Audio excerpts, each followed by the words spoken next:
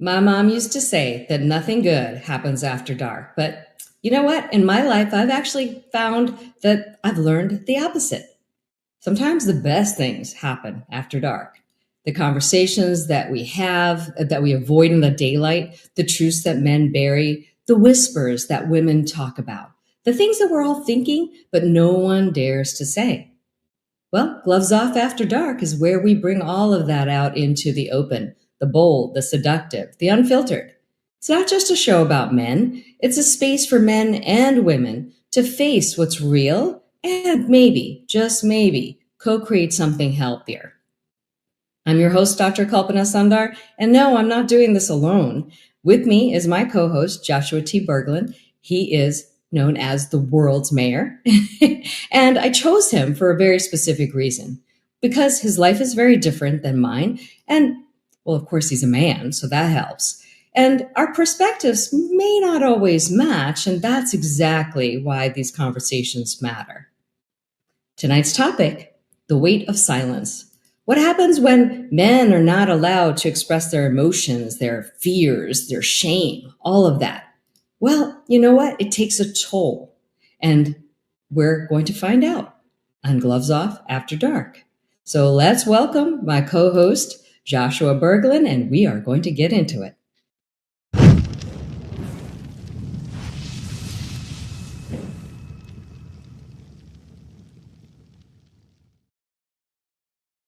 What a subject this is going to be. I know. I can't wait.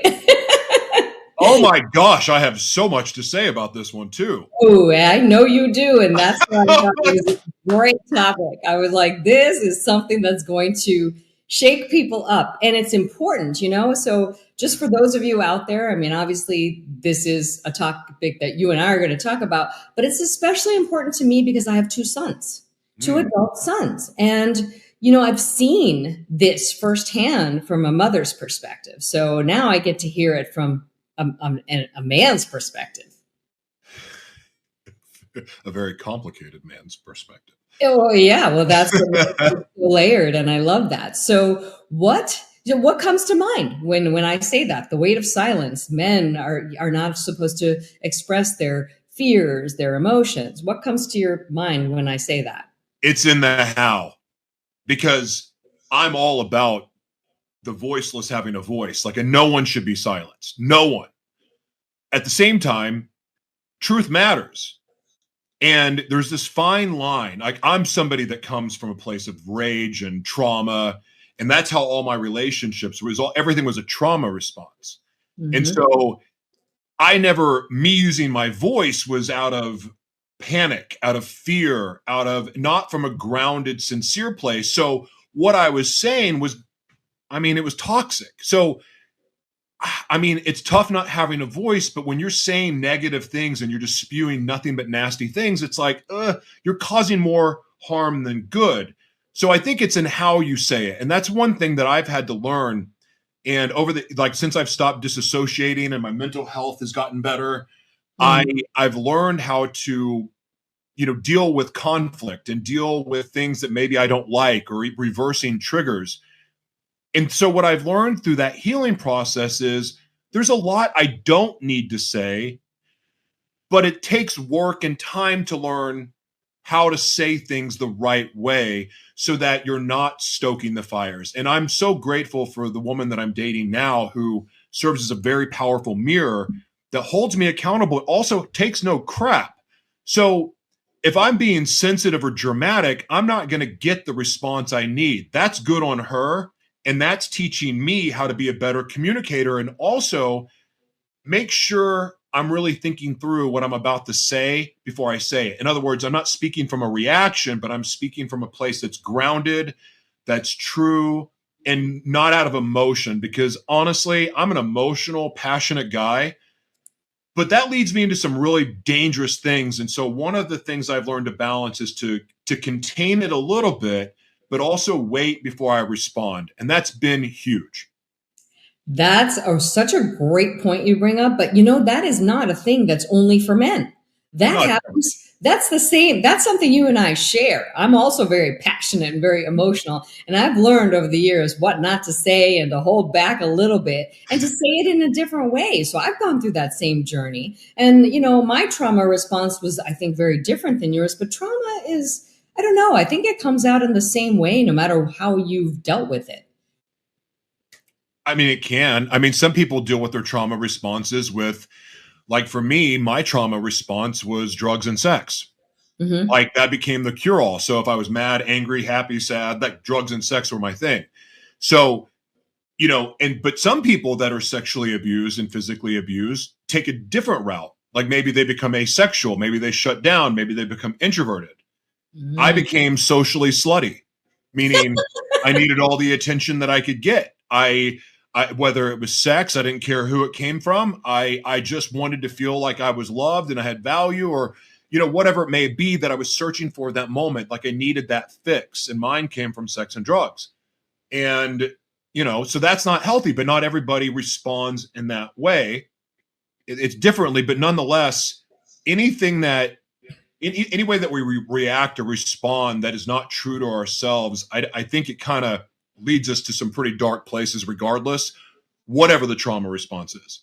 I would agree with you there. So let's just put this out there. Your trauma response was at least more fun than mine.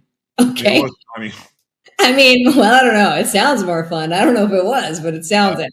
it was My, dangerous and risky. So I'm not going to promote chemsex abuse, but I true. mean, yeah, it's obviously fun until it's not. And that's a really that's really good because of course somebody listening to this may think it's all fun and exciting, but that's what you're here to show us that it's not necessarily. Hold on, really quick before we move on from this. I want to make this part clear. 6 overdoses, multiple times in jail, HIV. Yeah. Like, there's consequences for it. There's And broken marriages, broken homes, losing my twins when they were young and had to give it up for adoption. There's consequences. I love that you Oh, said that. I love that you said that because I kind of purposely just said that it was fun just to see what you'd say. Of course, I'm, trying to get it out of you. And I want people to know that because there is a cost of everything that we decide to do. Now, I'd say my trauma response was a little different because I grew up in a home that I just never was given love without I had to earn it. I always had to earn it. I was not given love unconditionally. So I thought that love had to be earned, meaning that I had to behave a certain way. I had to do certain things to be loved, to be appreciated, to be worthy. So that was my trauma response. And I went the other way and, didn't do like those things, but I was an overachiever, a workaholic, and filled with so much rage. And I didn't know that for the longest time. And I am really working on becoming not, I guess people would still look at me and say I'm an overachiever, but it's happening differently. I'm kinder to myself. I'm happier with what I do. I only do things that I'm aligned with. So this is what I'm saying, that things can look very different, but have a similar origination point. yeah, 100%. So now, do you think that the trauma response, I mean, how did you start by being silent or did you feel like you had to be silent? Where did that come from? Well, I think we talked about this in the first episode I did with you. For me, that's where I learned to lie, because it was, if you say anything about this is from being molested. Mm. It started with the molesting. Like, if you say anything, again, I'm not going to get explicit, but it was awful, like the threats and the fear. But honestly, the other part of the learning to lie was protecting what was happening in my own home, like keeping those secrets. And it's so interesting. And I brought this point up the last time, but it's when our parents are telling us to be honest and tell the truth, but then telling us to keep the secrets of what's happening and to lie about what's really happening in the house. That's very confusing for children. Kind of like pretending that Santa Claus or like Christmas is Jesus's birthday. Like that lie, we can celebrate Jesus, but we don't need to lie about his birthday. Like, I don't understand these little things, but I know that that's probably nitpicking, but that's traumatic. Think about when kids first find out that Santa Claus isn't real. like what that does to them, especially when you've gaslit them death, like you better be good or Santa Claus is not going to bring you gifts. It's no different than if you say anything about what's happening to you, I'm going to kill you and your family. It's the same thing. I know it's dramatic, but a lie is a lie. And in the mind, it's the same. I don't care, because if you'll lie about Santa Claus, you're going to lie about what else? Or you're going to keep this a secret. And that in itself, I can think about all the things that happened to me, all the sexual abuse, the physical abuse, the abandonment, all of it. I can think about learning to lie was the most toxic, awful thing I ever learned in my life. That's why I'm so crazy about the truth right now, because I know how freeing it is. I can talk about, I mean, I don't even label my sexuality because I don't even care what it is. I don't care about, I'm known as the world's mayor, but I really don't put myself in any boxes. And if you understood what the world's mayor means, there's no box in that. It has nothing to do with me. So I don't like those labels and those things and putting myself in a box. But the thing is, the truth set me free to be me unapologetically. And I love my life. I'm 46 years old and I'm finally in love with my life at 46. You can do it much, much sooner, but it starts with truth. That is a moment that we have to just sit and just let that sink in, because that is so true. And that's what's so cool about you and I. We come from very different backgrounds, but there is a convergence point with so many things that we talk. And this is what we realized very early on when we first talked. So everything you just said. So I'm 56 almost next month. And, just now started to love my life. And I joke, I say, if you're not orgasmic about your life, well, you need to be, you need to be. And my life looked great on paper, but I was not excited about it. And so for me, the truth was shaped differently. So I always told the truth, weirdly. Yeah, I did. But you know what? I was always ostracized for it. People walked away from me. They don't like me. And then I just started to, I wouldn't say I started to lie. I started to dim it down. I started to dim myself down because I just was like, I'm too much for everybody. Oh my God, I'm too much, too much, too much. Got to just fit in some sort of box, make myself more palatable. So my journey was a little different, where I always told the truth, but maybe not in the realest way. And I'm learning to now own my truth and be unapologetic about it. And now I just tell the truth. And if I lose people, fine. If the people who are in my life love me for who I am, and it's actually a great thing. You wind up getting rid of all the people who don't belong in your life very quickly. So I'm like, great, leave. Bye. Honestly, having a lot of friends can be the most lonely thing someone, can experience. Yeah. I don't know if it's possible to have a bunch of really good quality friends that feed you or feed you as in feed you, not like feed you, but support you and elevate you. And it seems complex. This said, I'm somebody that spends most of my time isolated, and I have a lot of friends that live all over the place, but I don't hang out. I don't do stuff like that. So maybe my perspective is a little bit skewed. But when I meet people that have a bunch of friends, I'm like, that's stressful. I don't know if I need that in my life. But at the same time, having a core group of people, the inner circle, I guess. Mm-hmm. I've never referred to my friends that way, but the people that are closest to me, it's different. They're all doing their thing. They're all pursuing their dreams because we're all like-minded. So we don't have time to chat on the phone like, high school friends. But we're in each other's lives. We elevate each other. We support each other in the way that we need to be supported. We hold each other accountable. That doesn't feel lonely. That feels loved. Having a partner, she's tough. She holds me accountable. She holds me to a higher standard. That makes me feel loved because that's what I want for myself. I don't want someone to tell me how pretty I am and how sexy I am and how talented I am. I do want to hear it every once in a while, but I also want my butt kicked to push me to be great. I don't know how I got off on that, but there you go. No, I like that because that's another sticking point for me too. I meet people. I was actually telling my friend last night when I was talking to her, I said, I have a trigger When women are just like, oh my God, you're so awesome. I get that a lot. So that's actually the start of a very toxic friendship. I've noticed that cycle has played out over and over again. So my friend, the one I was talking to last night, her name is Carla. She never started that way. But we do have a very massive admiration for each other and massive respect, but it's not that toxic BS. So she would just disagree with me and tell me the flat out truth. And I would do the same with her, but we're okay. That's what I want. And in the same way, I want a partner that's going to do the same thing to me. I find two types of men that I attract. Most of them are the ones that are kind of like the toxic woman. They're like, oh my God, you're so amazing. And the whole thing. And I mean, yeah, it feels good for like a week. And then I'm like, oh my God.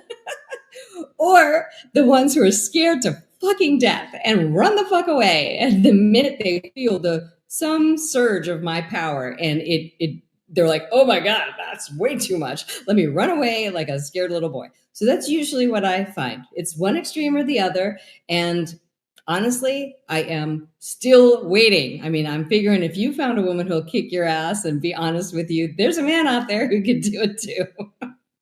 I find though that most women are going this. I mean, because this similar mindsets like that you have, and the woman I'm seeing, but even the people that I work with and the people that I counsel or coach or mentor, I see this shift happening in women, or a lot of people that are, I don't know, that are traditionalists. The woman comes home, cooks, raises the kids. Like, I don't know that world. And my mom, it started that way in my life, but my mom became very successful in real estate, and she was already doing well in modeling. But when she started to do that, like, I saw my mom be a boss babe or whatever, like she is still a boss. I mean, she crushes it, right? So her mindset, I always saw relationships as you push each other to greatness. You push each other into your gifting. They're separate lives, but you also do together, but you're there to support each other and help each other pursue your dreams. So no one feels like they're missing out on something. So yeah. I like this shift. Now, a lot of people that are like, my woman needs to stay home, they don't like these changes. I personally love it because when a woman think about the type of, I mean, this is for the men. When a woman is empowered, how effing sexy is that? How attractive is an empowered woman? Yeah. But you have to understand, for that woman to be empowered, there is no jealousy. There's no clinging. There's no, but you need to baby me. Like, you have to be a man to be with an empowered woman, because an empowered woman's going to crush your soul, because women are multipliers. And if you fight against that, you're breaking her of what her gifting is. But more importantly, you're robbing her of making you great too. Because an empowered woman, even though she's independent, will have the time to empower you too. And it will be by her own actions. It may not even be by her own words. It will be by the example that she sets. And if everyone talks about like attracts like, and you talk about you need to find a coach that does what you love, or there's someone that you admire and look up to, if you're not looking up to and admiring your partner, you're with the wrong person. You might as well get a prostitute. You might as well get on a sex app and just go hook up. But if you want a real partner to do life with, empower her. And if she's seeking to pursue her dreams, support that instead of trying to break it. So true. And this is where most men fail, because they want a mommy, they want something, they don't want a partner. They want to be babied, they want a mommy, they want somebody to fix them. All rescuers, none of that is what a real woman, that's not what a real empowered woman wants. And you know what, guys out there, let me tell you, when you empower your woman in life, let me tell you, there are consequences, positive ones, in the bedroom. Mm-hmm. There are. They don't know that, but that's because they're too busy doing, all the wrong things. And, but then they'll sit there and complain that it's not fun or it's not exciting. Well, because if a woman doesn't feel empowered, she's not going to come up and she's not going to show up in that way. I'm going to be naughty really quick. This is about as naughty as I'm going to ever be in public. But because I really do try, because I work with the youth and other things, but we're talking to adults here. Um, Men have this primal thing where they want to. There's something inherently where they think that they can. I'm not saying all men, but a lot of men, like, oh, well, I can go out and bang whatever I want, but then if their woman cheats, they get angry. Okay, but then men say, well, you won't do that thing that I like, or she doesn't fulfill me the way that I want. My question is this: are you empowering her? My question is, are you feeding her love tank? Because I will tell you this: I've seen a woman, look, I think we should fill the love tank all the way up, but it seems so interesting to me that women seem so desperate in a good way to be loved and cared for and have their partner pour into them as they should. It's like if you give a woman like 50%, she's going to make it 100. So imagine if you truly pour and give your attention, you're not distracted by social media, you're not distracted by porn and other things. Like your focus is on your relationship, yourself, your career, things that are bettering yourselves. In that relationship, an empowered woman is going to do and give you, she's going to do that naughty thing that you're afraid to, that you go to a prostitute or you go cheat on, and then you're going, well, she won't do that thing. My bet is you weren't honest that you wanted to do it in the first place. And secondly, you're not feeding her love tank. And because you're scared to be honest about what you really want. And look, we're all kind of secret freaks. Like, we've all been jaded, and we've all been like, we've seen so much stimulus now. We are jaded sexually as a country for sure. Porn has done that. It's everywhere. You can't avoid it. You can't even be on Facebook and not see porn. You can't be on Instagram and not see porn. You can't be on TikTok. It's everywhere. Even if you try to avoid it, it's there in your face. So that stimulus is there. So we all have some different things now. But if we're honest about what we want and we're truly loving our partner and supporting them and empowering them, we're going to get all the things that we want. And odds are your partner probably has some freaky stuff she wants to do with you too.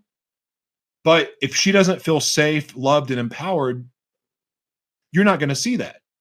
Exactly. And the rest just feels like an excuse, just to do whatever and not face the truth of what's actually happening. Lazy. Yeah. It's lazy and immature.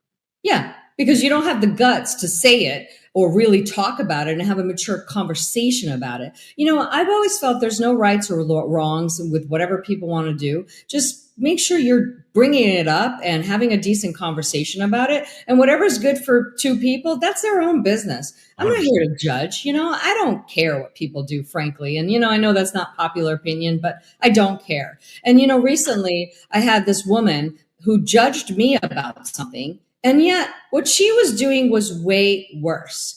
And that, well, in my opinion, and so it's just incredible. She judged me on somebody that I was seeing because there was an age gap. But what she was doing was pursuing the same age gap in the opposite direction, so she likes older men. I like them younger. And I'm just not afraid to say that. I don't care. Frankly, because I feel younger than I am and I look younger than I am. So a 56-year-old man to me looks like 70 most of the time. I'm not saying that there are not exceptions out there, but I mean, the last guy I was dating, I was like, he wasn't as fit as me. He was same age as me. And I was like, dude, if we get into a fight, I'm going to have to protect me and you. And I don't like how that feels. Well, you can actually fight though. So like you know what you're doing. I was like, I don't know. That isn't really kind of turning me on a whole lot. But what she was judging me about was that. And she said, well, she just judged me like from, it was awful. Meanwhile, I could have judged her for so many things. She was in rehab before she was 21. She was sleeping around at the age of 13, she's told me. She pursues older men so she can get a Birkin bag. I'm sorry. I thought that was way worse. Well, I mean, I'm listening to this going, God, I did way worse than what she did. So, I mean, it's like, and I turned my life around, but yeah. I get what you're saying. Judging is the judging part. It's not what she did. It's awful. Like, why? Because I don't know. I don't even know how judge. Like, I think people judge to make themselves feel better, but I don't really think it makes people feel better. Well, the irony was the fact that I could have judged her on all of those things because I live a very different life and never did any of those things.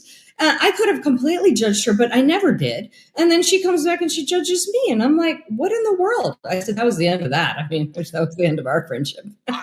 Yeah, I mean, I don't know how. I actually see, they always say the opposite sex can't be friends. They can if there's boundaries set.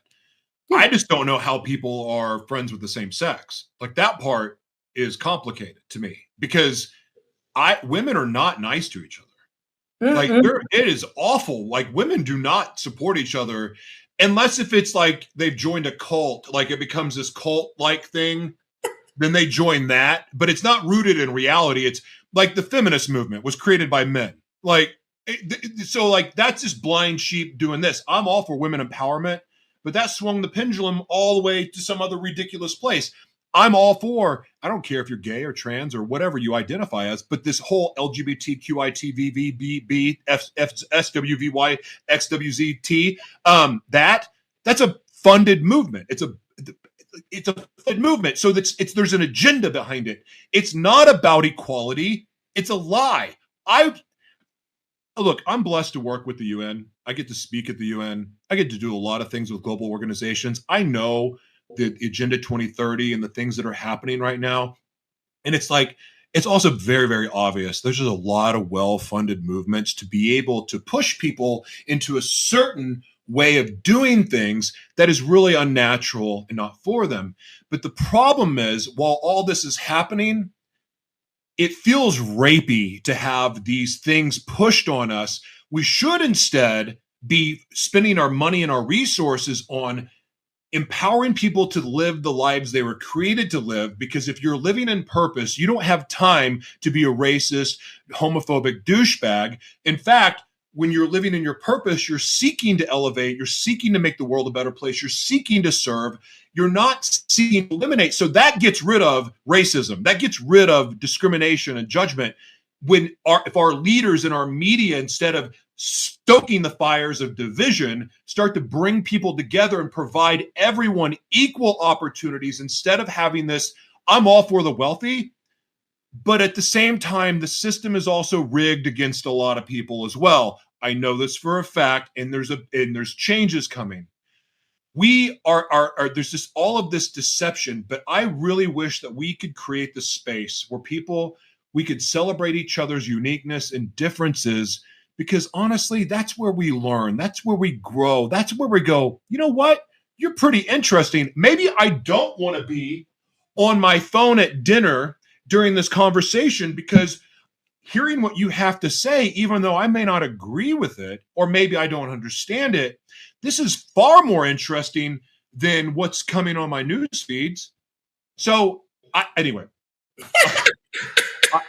I'm like fired up about a lot of things right now, so there's no telling what's going to come out of my mouth. I love it. Well, this is what Gloves Off After Dark is about. I like it when you're fired up. So one thing I want to go back to something you said about how can women even be friends with women. I have to tell you, all my life, it's been way harder for me to have relationships with women. I would say this relationship with my friend right now is probably the healthiest relationship I've ever had with a woman, because I could tell that nothing I do would offend her. I could be myself completely in my truth. This is rare, so I know this. But yeah. I've always had an easier time with men. I've been grateful that I have 2 sons, because I don't know what it would be like if I had a daughter. The boys are easy. They're super easy, and I don't have to be something different than I am. So that's been my world, to be honest. So I agree with that. And as far as like really what you said about just accepting one another, I agree. I think if you're really living in your purpose, you don't have time to judge other people and be so closed-minded. I love talking to people with different viewpoints because I learn things from them. I mean, I grew up thinking monogamy was the only way of life. That's what my parents said. And that's what, I was married for a long time. And then after I got divorced, I started talking to people with a lot of different viewpoints. And I always found it interesting. I didn't know what I want to do. I still probably don't really know what I want to do, but I like hearing all the different viewpoints, and it expands my horizons. And that's how we all should really try to be. That's an interesting, the monogamy question. I mean, growing up in religion and even being an evangelist, like I've had a rough relationship with that because I'm different sexually. Like I'm not when I say different, like, again, I'm not going to label it because it's not labelable. It's just kind of what it is. It's more energy based, soul connections. Like, that's how I see attraction. Mm-hmm. It's not about looks per se. It's about attitude and energy. And anyway, Mm-hmm. like, go off in a wild tangent. But one of the things for me, because I was, a swinger and sex clubs, and I was a sexual deviant, I was a chemsex addict. And then when I got sober, I went straight abstinent because I'm like, I don't even know what's real for me. And it took time, and it took a couple of years, and I was like, oh no, I'm still this way. Like it wasn't the drugs after all. I'm still this way. And then I had to decide, okay, what's right for me? So it's weird because I am all for whatever, as long as no one's being hurt. It's not illegal. No Mm-hmm. children are being hurt. Like I don't judge any of it. I don't care. But for myself, I've chosen monogamy for myself because I know it's what's actually best for me. One, I believe in soul ties. Absolutely. I could give you so many weird examples of proving soul ties are real. The energetic exchange, the changing of the DNA. I could give a 4-hour presentation on this. And so then I got into this place. Well, as long as I find somebody with like-minded energy, then I can have a ethical non-monogamy or be an ethical swinger, whatever. But then I started to realize, oh, wait a second.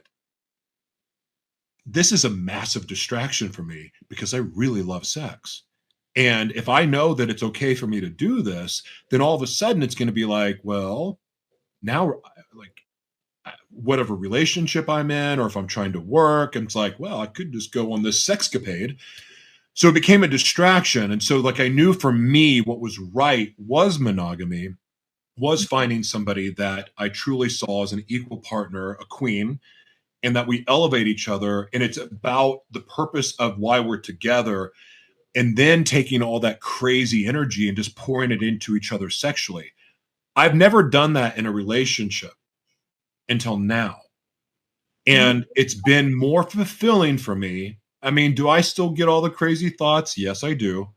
But for me, I've realized that monogamy is the right way forward, and the only way I really want to live my life, because it's the only way that I don't get distracted by my former deviancy. That, by the way, I never quit liking. I never stopped loving drugs. I never stopped loving crazy sex. I just found something that I loved more, and that was the purpose I was created for, and that's how I've been able to stay sober. The only way. Mm-hmm. Only way. Well, I think there is a lot in that, because the bottom line is your life and your history is kind of made you decide something that was right for you. And that's really what I always say. Just let each individual decide what's right for them based on their specific journey. There's no one size fits all. And for me, I mean, again, I'm really kind of undecided. I think that, when I meet the partner that's the right fit for me, it could be an entirely different story. But here's the thing. What I have equated monogamy with over my lifetime is complacency. And it doesn't have to be that. It's just what has shown up in my life. Oh, I've got her, so I don't need to worry about anything. I don't need to show up. She's not going anywhere. Like, we're good. That complacency. So to me, go ahead. Sorry. Sorry. It's just like, to me, that's what it makes me think. I know in my heart of hearts that that's not necessarily true, but that's just what I've seen. So that's just part of it for me. So this is part of what I'm writing about in my book. My new book is called Sex, Sovereignty, and Synchronicity. Super excited about it. But anyway, I'm curious to hear what you have to say about that. Well, I think that, I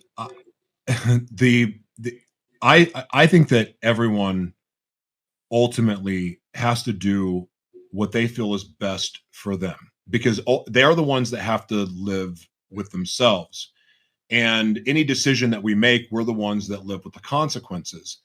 And some people can live that life, and where it's an open relationship, non-monogamy, and thrive. Some people can thrive in that. Other people can't. But I don't think I think, to your point, it's not for anyone else to decide what is best for other people, especially, look, I'm a man of God, but I'm not religious. And I don't, like, we've no proof that all of these religious teachings from all of the different religions have any truth in them, or maybe there is some truth, but we don't know the source of the information. We don't know any of it.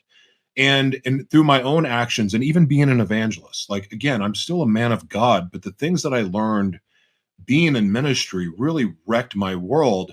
And I'm like, some of this crap is, well, crap, and it's a lie, and it's not true. And so I don't want to push anyone away from their faith, but ultimately, if you really think about it, think about your own life. Take religion out of it. Take all of that out.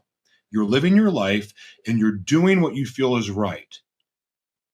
And if it's not right, have you not ever gotten like some little subtle warning, whether it's from the universe or maybe it's a sickness or maybe you broke a bone, but you ignored it and you keep on going and doing the same thing? What happens? The next consequence gets worse. So, and worse and worse and worse until you either get kicked in the nuts or you go, oh, I'm not going to do that anymore. I'm going to do something different. Okay. You don't need religion for that to happen. Like that is God inside of you, the one that created you. That's like the internal compass. That's like, hey, I'm giving you the warning. This isn't right for you. Your body is a temple. You are a vessel. And so for me, going back to the monogamy thing, if I'm going to be a vessel, knowing what my instincts are, knowing what my animalistic tastes are like, I need to be able to have self-control for me to thrive in all of the other areas I want. And when I become more open sexually, it gets really chaotic and my life gets out of control. That's a personal decision. At the same time, I'm friends with people that are still escorts, porn stars, and so on. Why? Because I mean, I work with people from all walks of life. There's no judgment. I get to hear their stories. I understand why people would not want to be monogamous 100%, especially with the way that a lot of women have been treated in their relationships. Mm-hmm. Yeah, yeah. And I have to say, my inkling is that that's what I really want, but in a different way, in a very conscious relationship where the partner shows up, that monogamy is a decision, not an ownership principle, and not some safety blanket that we just hang out under and don't show up every day. So I think that's what I really, truly want. I'm not really interested in doing all crazy things, to be honest. But I think that I just want somebody to just show up and be present and not just think, oh, just because we're monogamous, I don't have to show up emotionally or anything. Men need a healthy fear in relationships. Like respect is a healthy fear. People in religion, they say you need to fear God. Mm-hmm. Why? It's not out of, oh God, I'm going to be punished. It's respect. Mm-hmm. Like I respect you enough to show up for you, to love you, to care for you. I care enough that's and like fear shouldn't drive that, but at the same time, it should always be in the back of a man's head that if I raise a hand to her, if I raise my voice, if I lie, if I cheat, if I manipulate, if I gaslight, there is a fear that she's going to walk out the door and not look back. The problem, and you can have that in a relationship. You want a man to continually pursue you. He's got to know that you can walk out that door at any time, period. Period.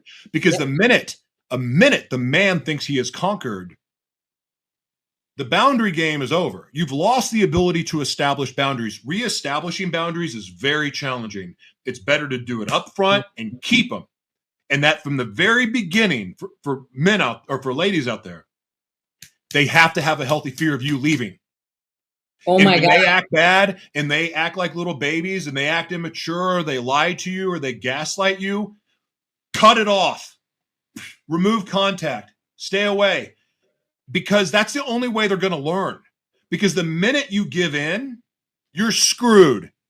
You're screwed. And I'm not trying to be mean at all. I'm telling you from experience because I was the best at this.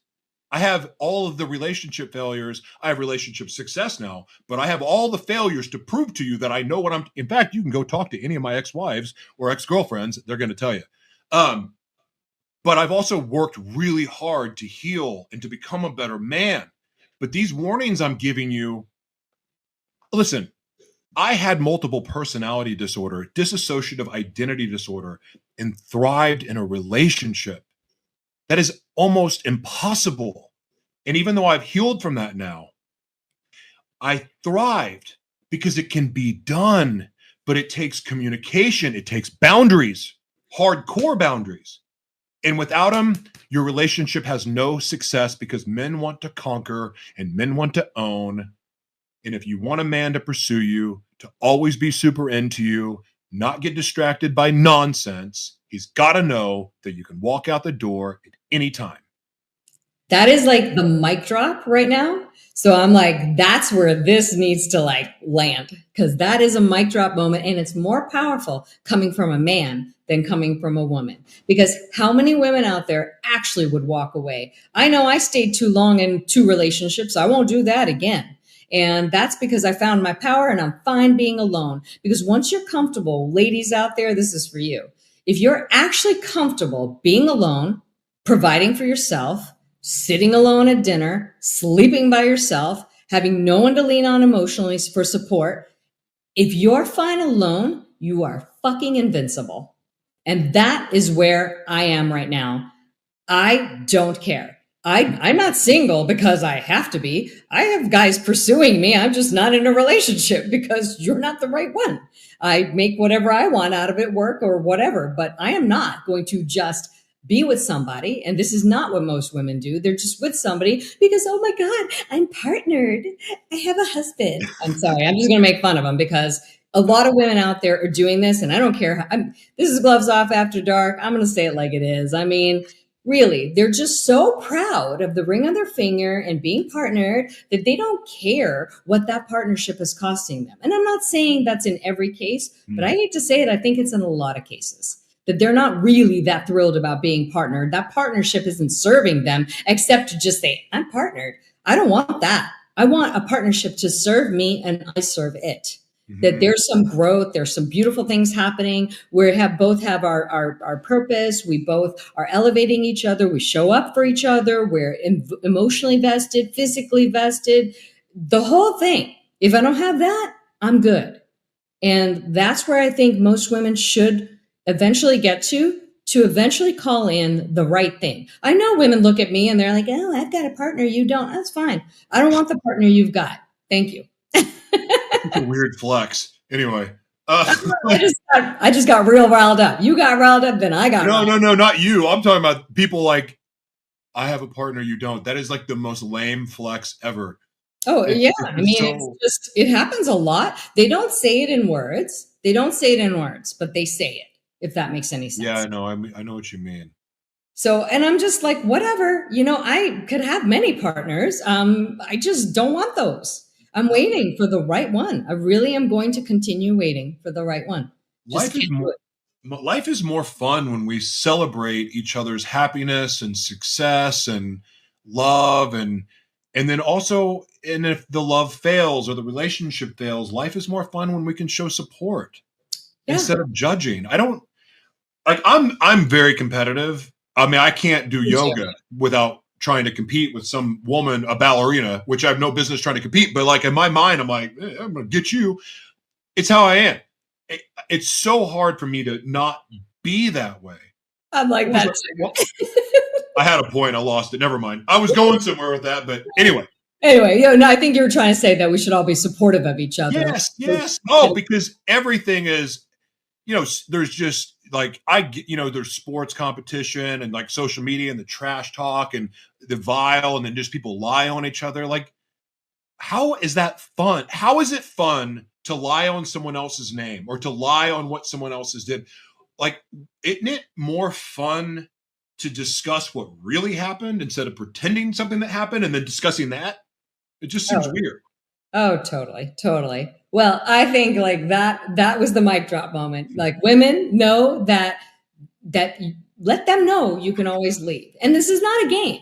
This is just seriously, let them know that you will leave because you actually really, really would. And I think that's the perfect end. And now I'm going to be so excited because I'm going to be thinking about more discussions like this. Because for all of you out there, Josh and I are going to be doing this once a month. Typically, it's the last Sunday of the month that this episode airs. So if you enjoyed this content and you feel free to like, share, pass it on. This is going to be obviously on YouTube, and it's also on LinkedIn. So might be a little racy for LinkedIn. I'm like, wait a minute, maybe I don't put it on. No, you should see some of the stuff I put there. Oh, okay. All right. Wait a minute. I was like, maybe this shouldn't be on LinkedIn, but it is already. Whatever. Okay. My original broadcasts were a little bit more extreme than what I do now. But anyway, so that's where you can watch it. So last Sunday of every month. And again, Josh, thank you so much for co-hosting this with me. It is so fun to talk about this stuff. So Josh and I started having these kind of conversations, and that's when we said, you know what? We need to do this on camera and do this in front of other people. Same thing happened with Carla and I, which is interesting how these things happen. Carla and I are about to launch a podcast, Unbound and Uncensored. So that should be launching sometime in October. I haven't finalized everything yet. So keep an eye out for that one too, because that's going to be fun. So thanks, Josh. You guys, all of you, thanks so much for watching. Have a great day or night, I should say. Bye. Bye. Thanks, everybody. We'll see you next time. Gloves Off will be continuing as normal every Sunday. Gloves Off After Dark, the last Sunday of the month. Bye, everyone.